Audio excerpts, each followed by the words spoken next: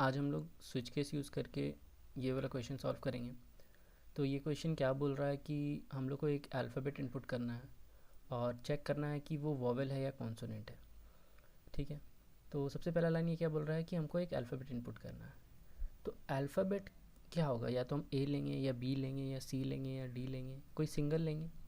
तो जब भी हम लोग को कोई सिंगल कैरेक्टर इनपुट करना होता था तो हम लोग क्या करते थे, कैर लेते थे।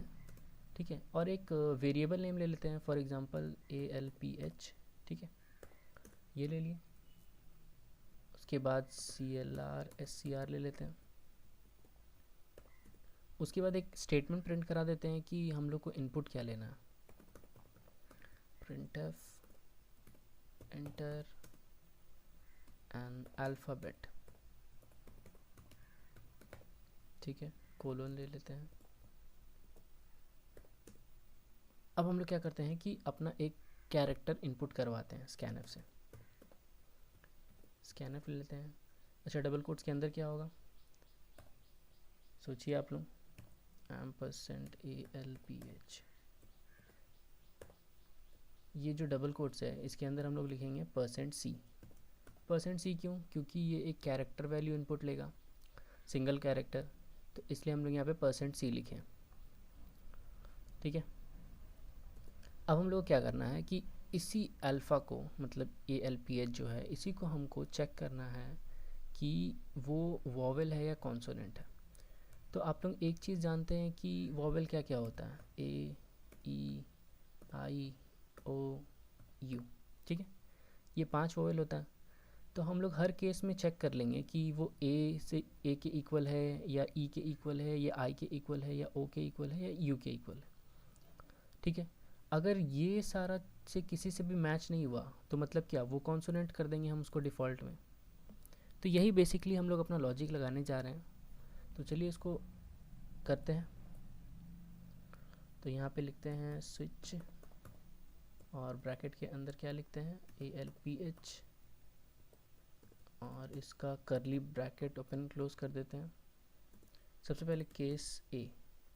ठीक है, केस A में क्या लिखते हैं, printf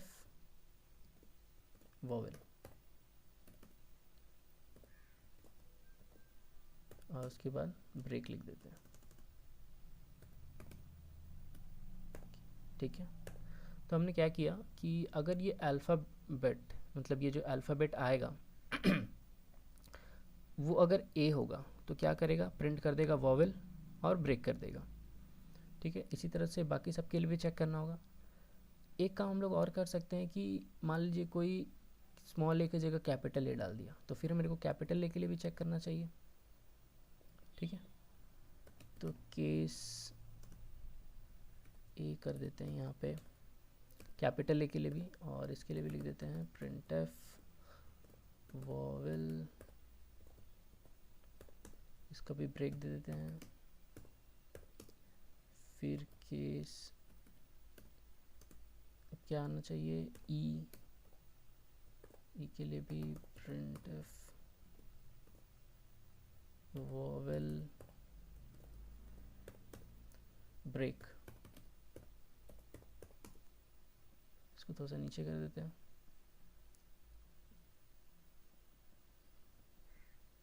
कैपिटल ई के लिए भी कर देते हैं। अब case E printf vowel break. Case AEI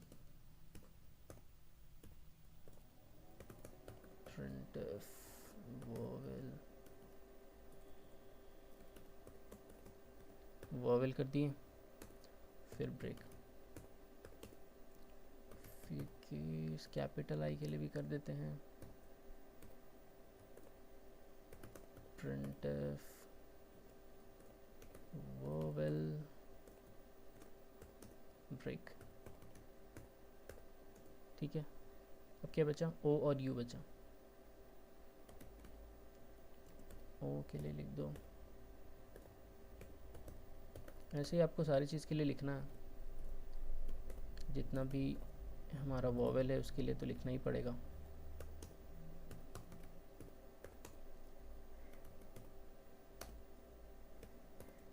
capital ओ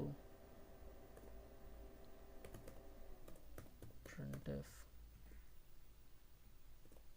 vowel break। अब क्या बचा, you case you printf vowel break। इसको थोड़ा और नीचे कर देते हैं।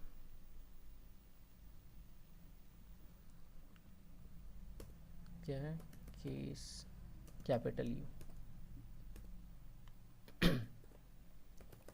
printf vowel break।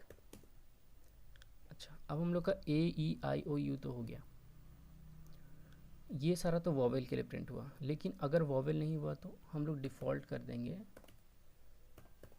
डिफ़ॉल्ट करके उसमें प्रिंट कर देंगे कि वो एक कॉन्सोनेंट है।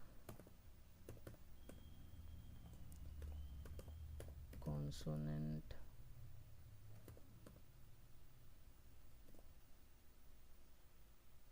ठीक है, या तो आप इसमें ब्रेक लिखो या नहीं लिखो, ये आप पे डिपेंड करता है। चलो ब्रेक हटा देते हैं। डिफ़ॉल्ट के बाद ज़रूरी नहीं होता है कि ब्रेक देना, क्योंकि वो ऐसे भी बाहर आ जाएगा। गेट सी एच, ठीक है। ऊपर से एक बार देख लेते हैं हम लोगों ने क्या क्या लिखा है।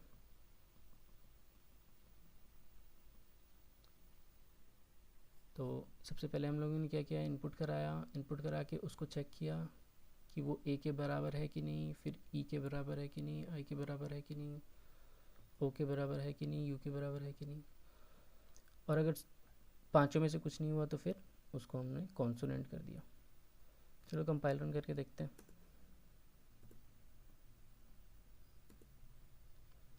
मान लीजिए हम एंटर करते हैं एफ, कॉन्सोनेंट आया। फिर से एक बार कंपाइल रन करते हैं।